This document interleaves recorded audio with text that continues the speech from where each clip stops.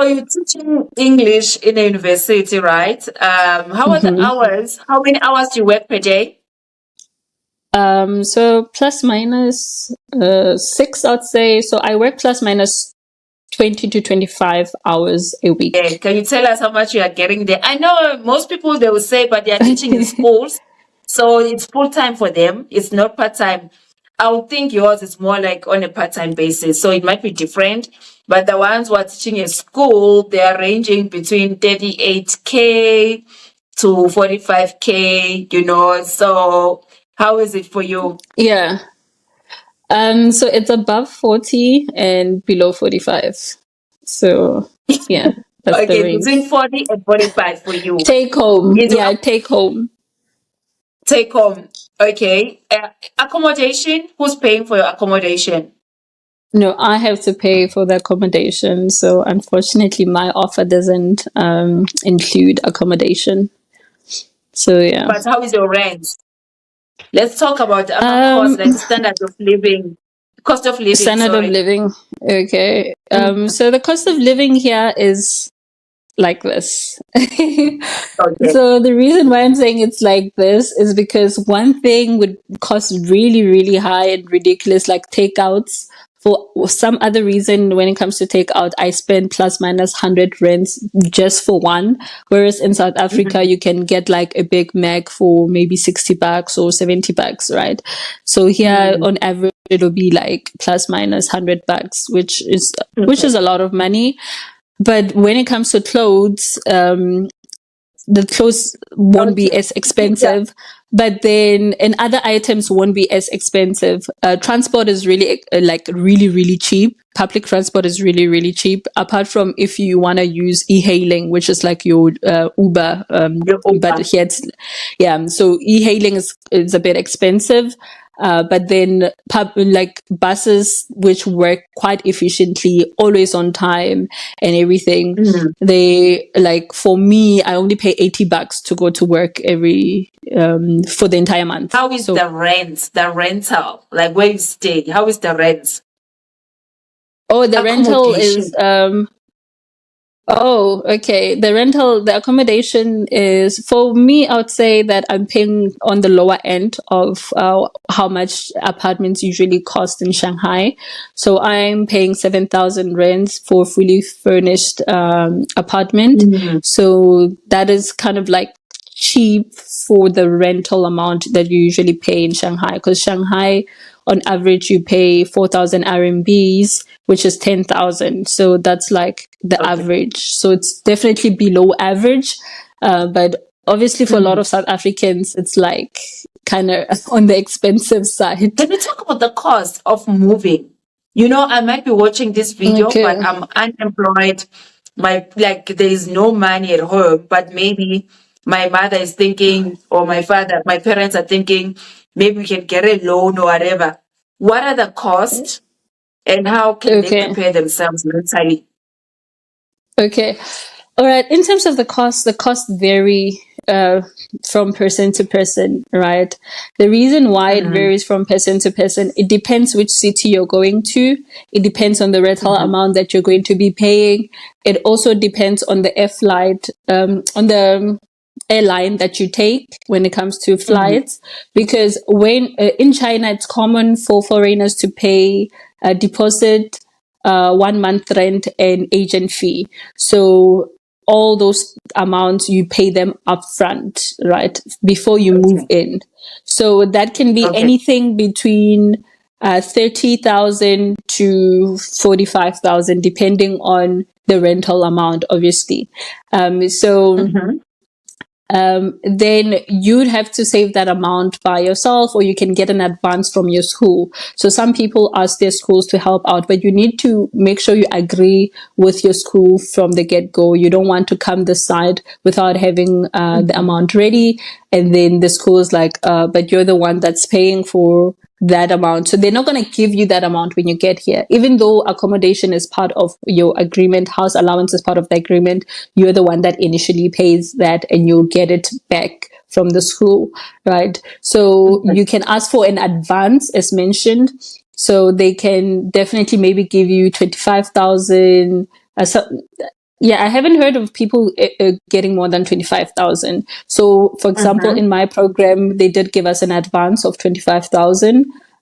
So I had saved 50,000 before Mm-hmm. moving this side.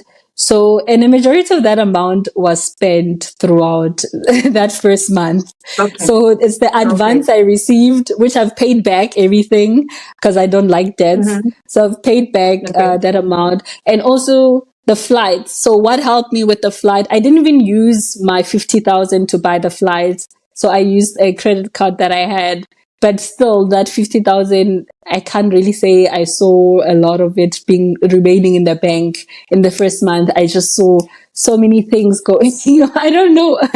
Should actually track What were you my buying? finances. Okay, so I had to buy things in South Africa as well. So, like my Mm-hmm. traveling bag, I bought a traveling bag which was Okay. 2K. I bought what are they called, cosmetics.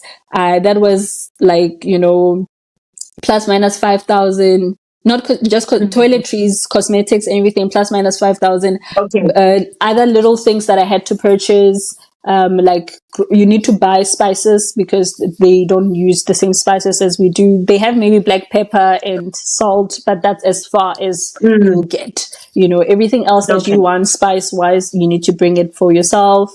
Aromat and all those things. So I had to buy like little things while I was in Oh, South Africa. So 10 to 15K went to the little things that I had to purchase while in South Africa, not even here.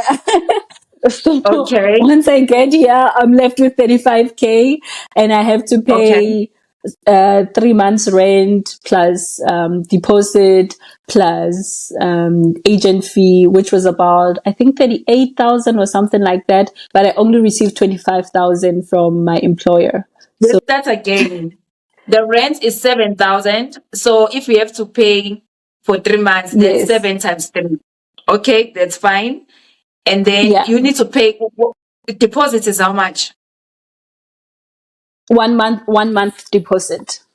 So you're paying Okay. 4 months So, worth of rent basically. okay. So So which seven is times twenty-eight four, thousand already. 28,000. And then the Yeah, agent fee is how 28,000. much? And the agent fee 3,500. rents. 3,500 because it's half of the amount that you pay in a month. So the Okay. rental amount. So it's about 3,500. So then you Okay.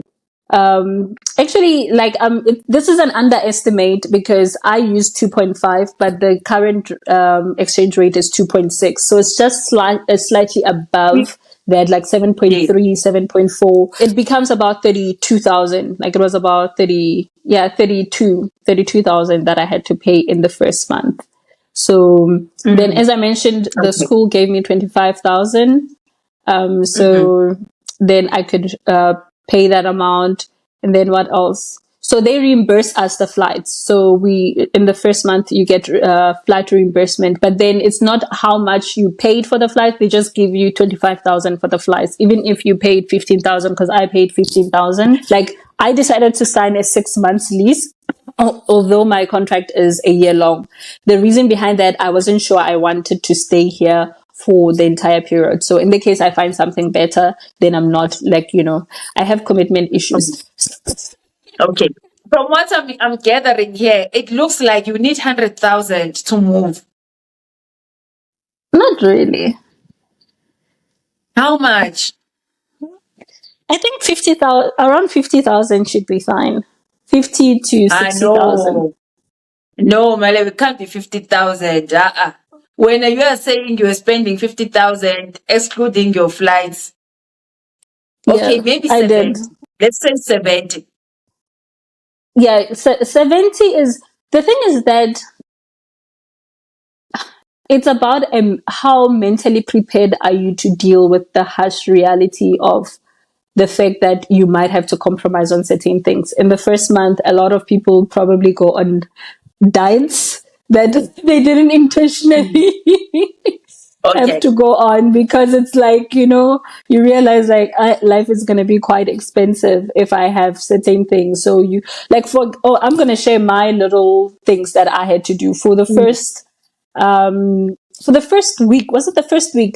I literally didn't have any bedding for the first week. I didn't have bedding. Okay. I'd like sleep with like a towel and stuff like that. But because I was still getting my stuff sorted, I couldn't buy online, and I didn't want to buy the things that I saw in this other shop. Because some shops, some items are hard to find physically. Because in China, we have a lot of online stores. So I wasn't sure about the price range because when it comes to the and I still need to get that reimbursed. So when it comes to the ride from the airport to here, I paid 500 RMBs, which is 1,300. So I paid 1,300 for one ride, which is an hour long. And even in South Africa, you can't pay that.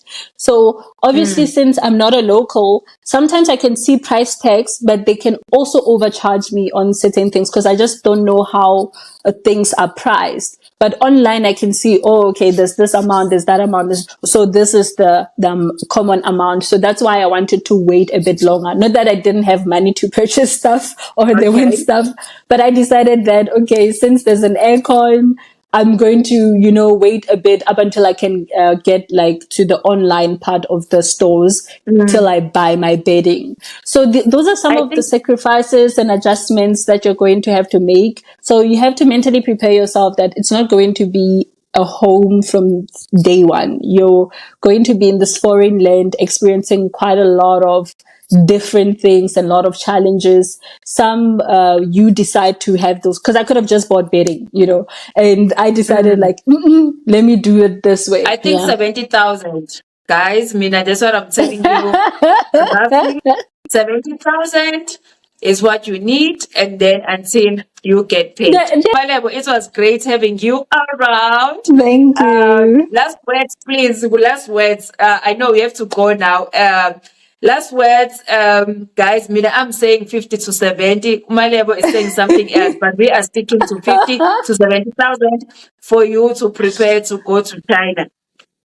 Yeah, okay. No, I'd say involve God in all of it, and everything will run as smoothly as possible. There are things that I can't share on camera, but there's one incident that maybe I can share off camera with you, which for me played quite a huge role in this whole thing. Because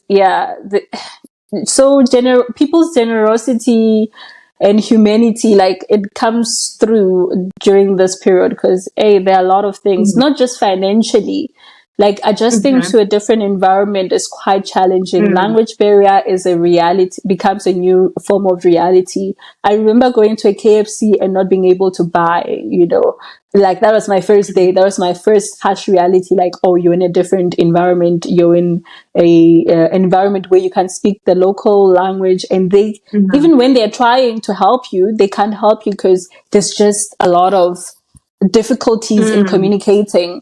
But right now, today I told this other guy who wanted to go in front of him, like, as much as I was just signal, I was like, the back, you're going to the back, I'm in the queue, so it was like, you get a bit comfortable and confident in your space. But initially it's like, quite challenging, but it's worth it if you want it. It's worth it if you want it. I want to also, if you want it, because it comes with the challenges are part and parcel of it. Because you can't just want the other, reap the benefits of whatever else it has to offer and not understand the challenges. You have to understand the challenges as well and know that they are part and parcel of the journey. We can talk forever. Yes, thank you very much for having me. Okay, guys, we've come to the end of this video. Please like and share with someone that might need it. And let me know what other professionals you would like me to host in this village. Otherwise, I'll see you on the next one. Bye-bye.